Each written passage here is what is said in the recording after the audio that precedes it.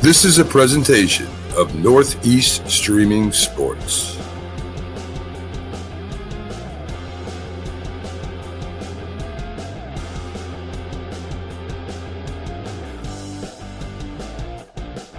All right, my friends, welcome to the Dr. Sem Yankees Show. Let me turn that music off.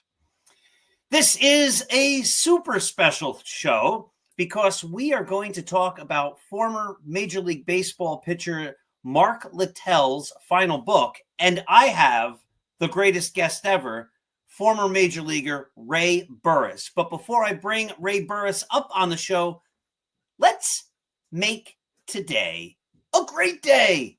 And how do you make your day great? You know this already. You look for the good. You look around, you find the good, you appreciate the good. And once you realize that there's goodness, you can't almost help but have a great day. But every now and again, someone says to me, they say, Dr. Sem, there is no good. I can't find any. If that's the case, do good for someone else. Do something nice. And then there's good. And then you can look around at yourself even and appreciate that good. Remember, when we give love and when we give kindness and empathy and understanding, those attributes come back to us in greater amounts than we ever gave. So I am honored. I am thrilled because Ray Burris is with me here today. I grew up a Yankee fan, as everyone knows, still am a Yankee fan. And Ray Burris was a Yankee in 1979. I remember when he became a Yankee. The Yankees acquired him from the Chicago Cubs. And I remember then when he went to the Mets, the rival Mets. But Ray Burris is one of those people you just can't help but like. We talked a little bit before the show. And sometimes you meet somebody and you like make an instant connection. You're like, I could be friends with him. I think he lives in Tampa, Florida. I'm here in New Jersey. So I don't think we have much of a chance to see each other very often. But we have this chance here today. And ladies and gentlemen, here's Ray Burris. Ray, how are you tonight? I'm doing fine, Paul. It's a wonderful day, and it's a good day to be alive. And, you know, I don't participate in too many podcasts, but I'm real honored to be a part of this one because of the time that I had to spend with Mark Littell. Absolutely. So H.R. Ryan, Heather Rose, and I connected through SABR, which is the Society of American Baseball Research, and she talked about how she was working on this book. I had her on and Mark's friend Ethan on a couple of weeks ago, and she was very excited about the book. Here's the cover. We'll put the cover up. Yes. And then, of course, Mark Littell pitched for many, many years in the major leagues, came up with the Royals. He was also on the Cardinals. And, you know, Heather said, you know, what can you do to help get word out about the book? She sent me a copy. Obviously, I've read the copy of it's a great book. It's so much fun. And then I said, well, if you have any friends who you would like to invite to come onto the show. And she said, how would you like Ray Burris to come? I'm like, yeah, of course. That would be awesome. And so we communicated obviously through email and made up this date. And here we are. So why don't you tell us how you, because I don't think you were ever teammates. How'd you become friends with Mark Littell? I became friends with Mark Littell, Paul, through an organization called BEST, B-E-S-T. They're out of Allentown, Pennsylvania, And Billy Staples is the executive director, who I've known since the early 70s because he used to be a clubhouse attendant for the Phillies and the Yankees. So we reconnected in 2006 when I was a member, a pitching coach for the Oneonta Tigers in the New York Penn League, where Tom Brookins was the manager, who was a former Tiger in the Third 84. baseman, I remember. So Billy had taken some students up to Cooperstown, and on his way back, he checked to see who the coaching staff was in Oneonta and found out I was the pitching coach. So he stopped to introduce the kids to me, and I went to my first banquet of Best, which is held every July, the weekend before the Hall of Fame induction ceremonies, and went to that. Monty Irvin was there, and the producer for The View was there. And at that time in my life, I watched The View a lot. So I asked her, I would like to buy me a coffee cup from The View. Well, she sent me a coffee cup. Oh, that's great. So Billy brought Mark Littell into Allentown for the Best event several years prior to him passing. And then I got to interact with him and fellowship with him and stayed in touch with him. And when I went out to Arizona on different events, he would come see me. I'd go out there and do the Cubs fantasy camp in Mesa, and he would come down and we'd break bread together. So we formed a little bond during that time, even though I never played with him or played against him, but I got to know him once we were done playing. And you mentioned in the chapter that you contribute to the book that you saw a lot of similarities between yourself and him as human beings, let alone baseball players. Yes. Mark had a good heart, Paul. Mark had a good heart for people. He had a good heart for himself. And the thing I liked about him is that he was genuine. He wasn't going to try to sugarcoat anything. If you asked him something, he was going to be honest with you, whether you liked it or not. I can appreciate that, because being an athlete, a lot of times you may have been given the wrong information or lied to. And I respected somebody who was going to be honest with me and trustworthy with me. And I carried that over into as a player and a teammate, as well as into coaching. If I'm working with a young man, I'm going to be honest with him. I'm not saying it to pull you down. I'm not saying it to make your day miserable. I'm saying it to let you know, here are the facts. You can change those facts if you're willing to put forth the work in. And Mark was the kind of young man that honored work and embraced hard work. And I could identify with that because being a sharecropper in the state of Oklahoma, I knew what work was when you work in the cotton fields. Oh, 100%. Now, Mark was also a pitching coach. So did you guys ever talk about different pitching strategies or techniques or ways to get your pitchers to work out that would help them? Did you have similar philosophies? Or we had similar philosophies from the standpoint of keeping it simple. Throw strikes. Your job is to put the ball in play early and often. Don't be afraid of pitching to contact.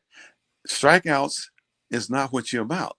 Putting the ball in play. I'm going to get 3 outs on 5 pitches than to get 3 strikeouts on 25 pitches. So we were definitely in the same era in that ballpark. He was good at attacking. He was good at pitching inside. He was good at keeping the ball down. I could identify with those qualities because pitching in Wrigley Field, you couldn't be a fly ball pitcher in Wrigley Field with the wind. You had to be a ground ball pitcher. And I learned that from Fergie Jenkins, Milt Pappas, Bert Hooton, Rick Russell when I got to the big leagues, because they taught me how to sink the ball. And I became a sinker slider guy. And obviously that helped you. You had a couple of 15-win seasons. You had a 14-win season. You threw 200 innings numerous times. Yeah. And I want to talk about 1981 in a moment, but you don't know this about me. I'm 57. I still pitch in a baseball league. And Really? and my best attribute is I throw strikes. I don't walk too many guys. But Ray, I don't strike out many guys anymore, and I never really did. But I don't. If I get a strikeout a game, I'm pretty excited about that because they put the ball in play. Hey, you got to use those 8 golden gloves behind you, Paul. Come on, that's what pitchers do. You got golden gloves behind you, man. Keep them golden gloves fresh and active and in the game. And when you put the ball in play early and often, then that keeps the infielders and outfielders ready. You don't let them get back on their heels. I had a teammate. Fergie Jenkins used to wear a watch in spring training when he pitched in the exhibition game. And I asked him one day, I said, why you wear a watch? He said, I time how fast I can make him hit the ball. And I'm thinking, okay, interesting. So I developed my analytics. I tried to make them hit the ball within the first 3 pitches I threw to them. That kept my infielders ready. It also promoted me well to the umpire because now he's behind the plate. He didn't want to be back there 4 or 5 hours. He knew I was going to throw strikes, so he was ready for that right hand to put it up and call strike 1, strike 2. And I was ready to see him and hear him, strike 1, strike 2. And the hitters knew when they got in that batter's box, they better be ready to swing because I'm strike 1, strike 2. If you want to go up there and look and see what I got, you'll be looking to the next at bat because 3 pitches, I'm in the strike zone. Now, I walked guys, don't get me wrong. I had intentional walks. That's part of baseball. There was times I chose not to pitch to a certain guy to go after the next guy because I felt I could put myself in a better situation of getting him out or getting a double play because I was a ground ball pitcher. But I was not afraid to throw strikes. And Mark and I shared a lot of those similarities, Paul, from a standpoint of pitching, even though he was a reliever and closer, and I was a starter most of my career, but I did pitch a lot of years out of the bullpen. Of the players you coached, can you name a couple that were your best students? Not necessarily the ones that became the greatest players, but the ones who, or maybe tell us the attributes of those, the kids, the young men who took your advice and really ran with it and became better maybe than they might have been unless without your guidance. Well, I got to coach a lot of players. Dave Parker was one of them in Milwaukee. Awesome. And I got to coach Nolan Ryan in Texas. I got to coach some of my present players, Aaron Nola of the Phillies, Sir Anthony Dominguez, who's now with the Orioles, Ben Brown with the Chicago Cubs, Al Leiter with the Yankees. I had him on the rehab list when I was the rehab pitching coach for the Philadelphia Phillies from 2016 to 2020. So I have a lot of players, Zach Eflin, who's now with the Orioles. I have a lot of players that are still playing that I work with when they were hurt. And I was able to give them some information that they were able to use and stay healthy. Mark and I were complementary from a standpoint of we understood how to throw the ball correctly to stay healthy. Because right now it's about staying healthy. You see a lot of pitchers going down, Paul. You see a lot of pitchers hurt. Garrett Cole is a good example from the Yankees. He's going to have to change some things on his mechanics when he comes back. If he doesn't, he's going to go back down that same road again. 100%. I wonder if there's a way. I was actually pontificating on this a couple of weeks ago that you watch a lot of power pitchers. Nolan Ryan would be an exception because he was a power pitcher, I think, the whole way. But CC Sabathia, I remember Ron Guidry making this transition where they say in the beginning they were just hard throwers. Tom Seaver, I remember doing this. And then they said, I learned how to pitch. Yes. And once they lost their overpowering fastball.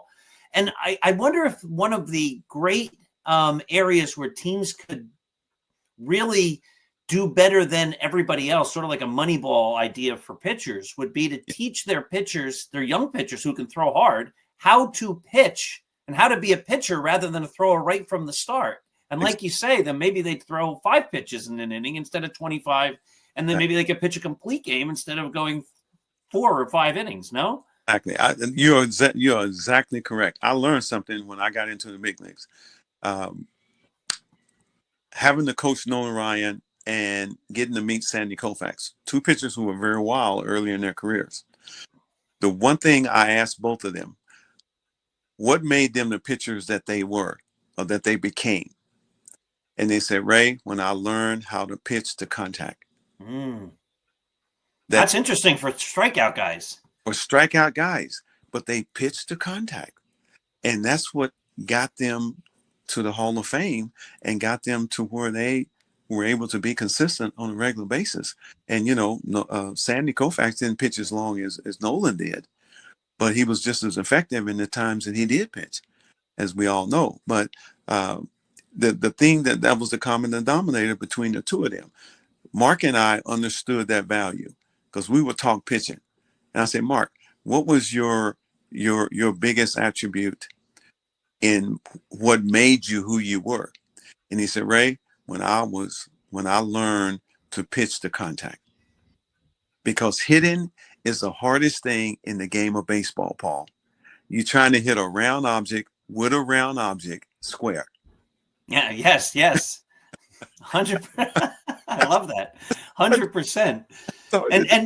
And a lot of pitching then is also just upsetting their timing, right? So when they hit it, they don't hit it as well. Did you know Jamie Moyer? Yes, I knew Jamie Moyer. And here's a guy who pitched 25 years in the big leagues, 25 years with 269 wins, Paul. 269 wins. How come he's not in the Hall of Fame? Oh my goodness. He wrote a book. It's on my show, and I can't see distance with my reading glasses on here, and I need reading glasses in order to see the screen. But he wrote a book a number of years ago. Yes, sir. That I read and took really to heart. He said that because I think my fastball, if I'm lucky, it'll hit 70, but I'm usually like in the mid 60s, and this is a league that it's a 35 plus league. Wood bats. There's still guys who are throwing in the 80s. So like I'm just an old guy I throw strikes and I get it over. I'm not in the same league as these other guys. And sometimes I get 2 strikes and I try to strike the guy out, and then they crush the ball because I can't throw hard enough.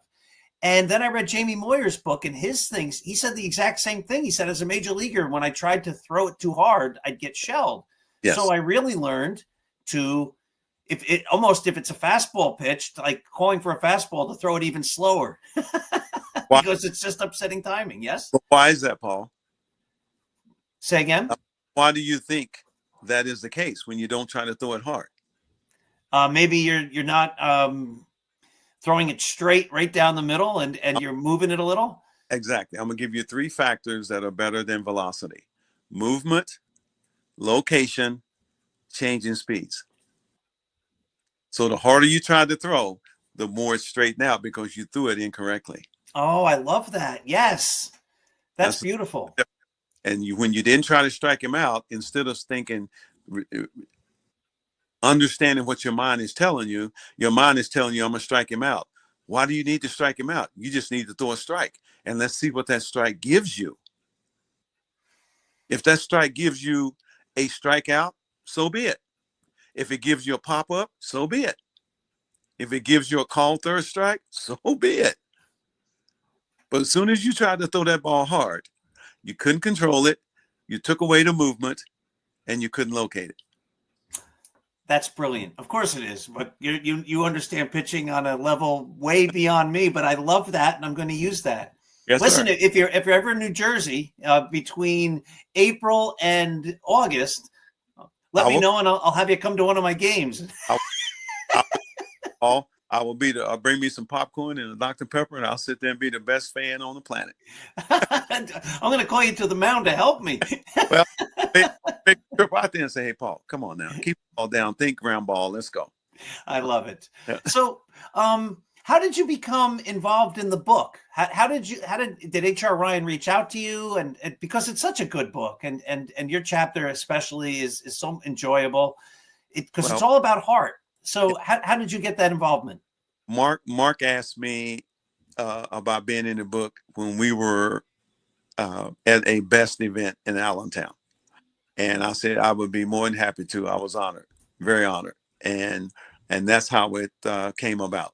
So I got interviewed, put together some thought as far as my thoughts on Mark, my thoughts on baseball, my thoughts on our era, and that's how it came about. So I was very honored to be in the book, and it's not every day you get to be in somebody's book. 100%. And once again, here's the book cover: "Boot Hill Boy, Ain't Nothing But a Party" by Mark Littell, and there it is. It says "and friends," of which, of course, you were. Mark has passed, but one of his dearest friends. So I think that's awesome. Let's talk a little about your career real quickly. 1981, you're in the playoffs against the Dodgers. You win a game, and then the next game you pitch against Fernando Valenzuela, who at that point, that was 1981, he was the Rookie of the Year and the Fernando Mania. Oh, yeah. And you basically traded blows with him, right? Like, you were just as good as Fernando. Tell us a little about that. It was two heavyweights going at each other.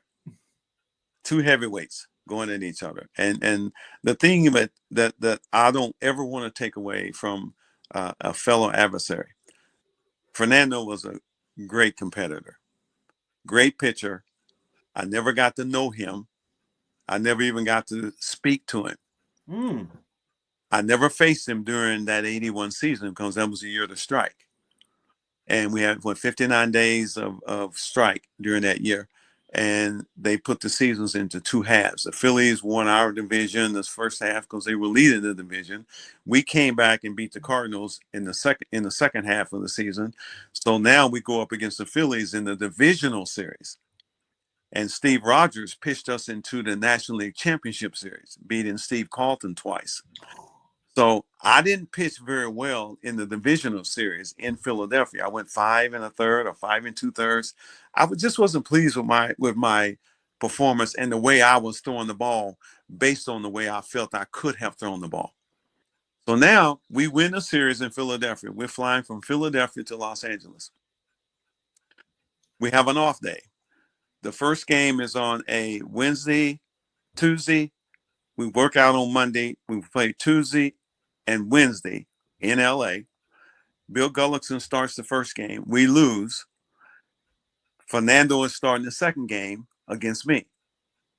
And I'm sitting at the Biltmore Hotel that night, looking at the sports on NBC, who televised that series.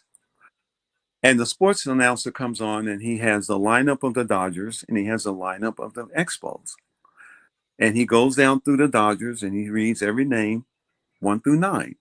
He goes to the Expos and he reads every name except number 9. He goes 1 through 8. And there's my name in big white bold letters. He doesn't even read my name. And I'm like, ain't this something? I'm like, are you serious? It's amazing what little thing can trigger you to take you to the next level psychologically. That took me to the next level psychologically. Now, also during that year, I had learned from Dusty Baker that Pedro Guerrero hit a home run for Valenzuela every game he pitched. Now, I'm taking all that information in, Paul. So that Monday, while we're working out, I do a bullpen in the bullpen at Dodger Stadium. And I figured out what I was doing. I wasn't staying on my backside going down the slope. I was going down on my left side, which was speeding my delivery up and throwing my rhythm and timing off. And I corrected that. And I was throwing my slider to both sides of the plate, taking speeds off of it, taking speeds off my changeup, taking speeds off my fastball, and locating and keeping it down. So I go out and I pitch a 5-hitter and win 3-0 to tie the series. Because I felt that sports announcer thought the Dodgers were going to be up 2-0 after Fernando Valenzuela. But they forgot there was a new sheriff in town. That's right. That's you. So I go out and win. Now, at that time, they would come and get you in the clubhouse to go down to the media room. And when it was my time, the traveling secretary came and got me, and I went down. They introduced me, Ray Burris, the winning pitcher tonight. And I got the microphone and I said, ladies and gentlemen, there will be no questions tonight. And here's the reason why. And I proceeded to tell them why. You were at the game, write what you want to write. I never gave an interview to NBC that whole series because of that. Yeah.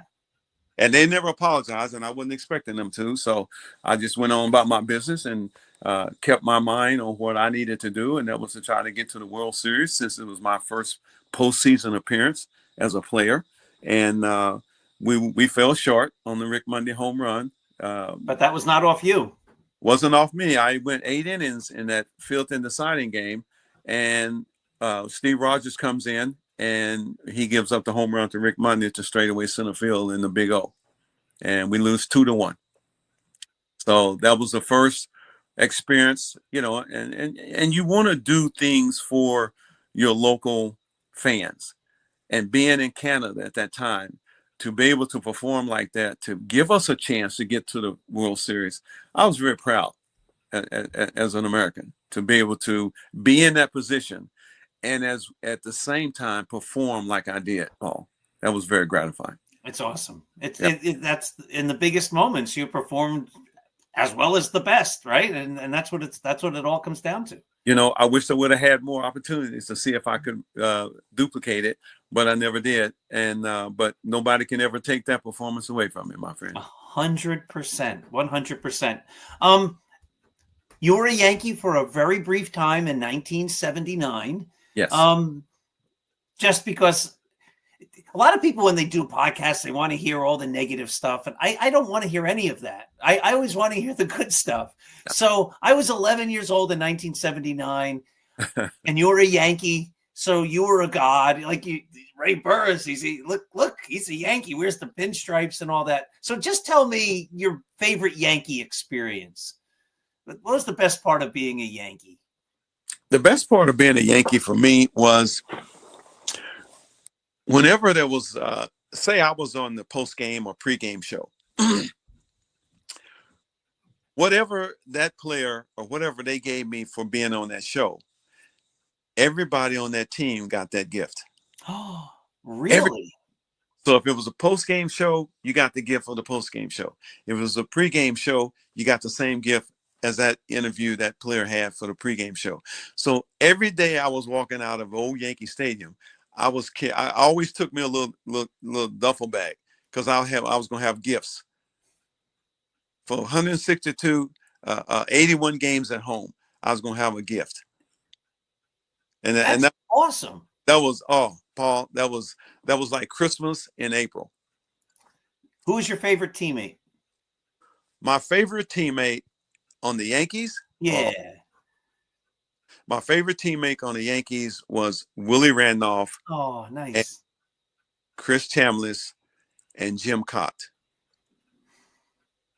Jimmy Cott, yeah, because he was a very like 79 and 80. I think he was a Yankee. How about that? Great people too. Great people. And I have to I don't want to be remiss. I would drive to the ballpark every day with Louis Tiant. Oh, Louis really? Tiant taught me so much about pitching. Louis Tiant, Jim Cott, Willie Randolph, Chris Chambliss. I love that. Thank you so much for that. Ray, we're already at the bottom of the hour, so that's it. I want to once again plug the book. The book is Boot Hill Boy, Ain't Nothing But a Party. Let me bring the picture up one more time. By Mark Littell, longtime Major League pitcher, and Ray Burris, great baseball player. We just had a great interview, contributes one of the chapters. I recommend the book. Go out and get it. Thank you so much for being here. And like I said at the beginning, there's just some people who have big hearts, and you talk to them for like a minute and you say, like, you're a great human being. You just feel it. You just feel your kindness and your empathy. I felt it in the emails that we traded back and forth. So I just want to thank you for just being a great person and for doing this and helping Mark Littell's memory and being part of this. So thank you so much. Well, thank you, Paul. And to all of the listeners out there, get that book. It's a real good book. You really get a lot of detail and insights to who this young man was and what he stood for, and some of the stories that are in the book, and what kind of hearts was in that book. And I think that's very, very refreshing in more ways than one. 100%. Thank you so much, Paul. Thank you. Have a great day. And to everybody who's watching, also have a great day. Thank you for everybody. If you need me to look at your delivery. All right. Yes, I want you to. Thank you so much. All right, man. Bye-bye. Bye-bye.